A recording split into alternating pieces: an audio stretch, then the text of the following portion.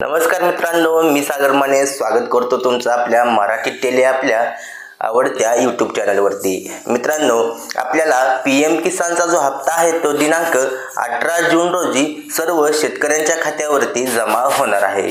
मित्रांनो, हा हप्ता आपल्याला मिळणार आहे का नाही हे कसं पाहायचं याची माहिती मी तुम्हाला आजच्या व्हिडिओमध्ये सांगणार आहे। चला तर मग सुरू करूया आजचा व्हिडिओ व अशाच महत्त्वाच्या अपडेट्स जाणून घेण्यासाठी आपल्या चॅनलला सबस्क्राइब करायला विसरू नका।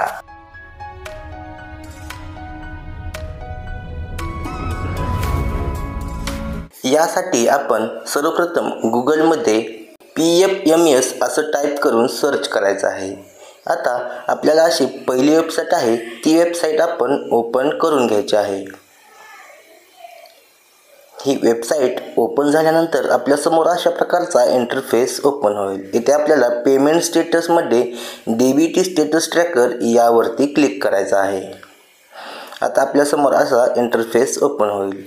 इथे कॅटेगरी मध्ये आपण पीएम किसान हा ऑप्शन निवडायचा आहे। इथे बरेचसे ऑप्शन आहेत, आपण पीएम किसान हा ऑप्शन निवडायचा आहे। त्यानंतर इथे पेमेंट वरती क्लिक करायचं आहे। आता इथे आपल्याला ॲप्लिकेशन आयडी किंवा बेनिफिशरी कोड विचारलेला आहे। आता हा ॲप्लिकेशन आयडी काय आहे तर मित्रांनो, तुमचा जो पीएम किसानचा रजिस्ट्रेशन नंबर आहे तोच आपला ॲप्लिकेशन आयडी आहे।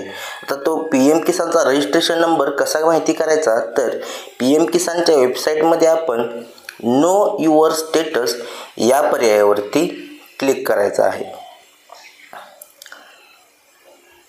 त्यानंतर इथे बघा आपल्याला एंटर रजिस्ट्रेशन नंबर विचारलेला आहे। इथे आपण वरच्या बाजूला नो युअर रजिस्ट्रेशन नंबर यावरती क्लिक करायचं आहे आणि इथे आपला मोबाईल नंबर किंवा आधार नंबर एंटर करून आपला मोबाईलवरती एक OTP येणार आहे आणि आपल्याला जो आपला रजिस्ट्रेशन आयडी आहे तो मिळणार आहे। तो आयडी मिळाल्यानंतर आपण इथे तो कॉपी करायचा आहे आणि इथे तो आयडी आपण इथे पेस्ट करायचा आहे किंवा एंटर करायचा आहे आणि जो कॅप्चा कोड आहे तो कॅप्चा कोड आपण इथे एंटर करून सर्च या पर्यायावरती क्लिक करायचा आहे।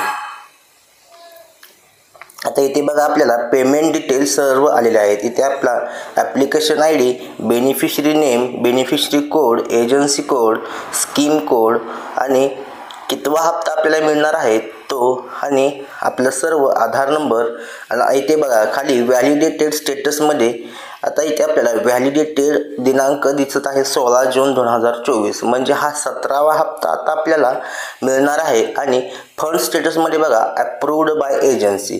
आता इथे जर अप्रूव्ड नसेल तर तुम्हाला जो 17वा हप्ता आहे तो 17वा हप्ता मिळणार नाही। इथे फंड स्टेटस मित्रांनो अप्रूव्ड असायला हवं तरच तुम्हाला जो 17वा हप्ता आहे तो 17वा हप्ता मिळणार आहे आणि हे व्हॅलिडेशन स्टेटस व्हॅलिडेटेड असायला पाहिजे। इथे बघा पाठीमागच्या हप्त्याची सर्व डिटेल्स आलेले आहे। ते बघा फंड स्टेटस अप्रूव्ड आहे आणि क्रेडिट स्टेटस पेमेंट सक्सेस आहे आणि इथे वरती क्रेडिट स्टेटस जे आहे ते पेमेंट पेंडिंग ॲट बँक आहे।